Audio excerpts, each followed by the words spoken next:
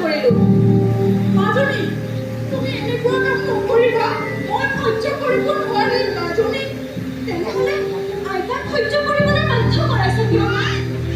মা শব্দটোৰ অৰ্থ তুমি জানো বুজি পোৱা? এগৰাকী মাক হৈ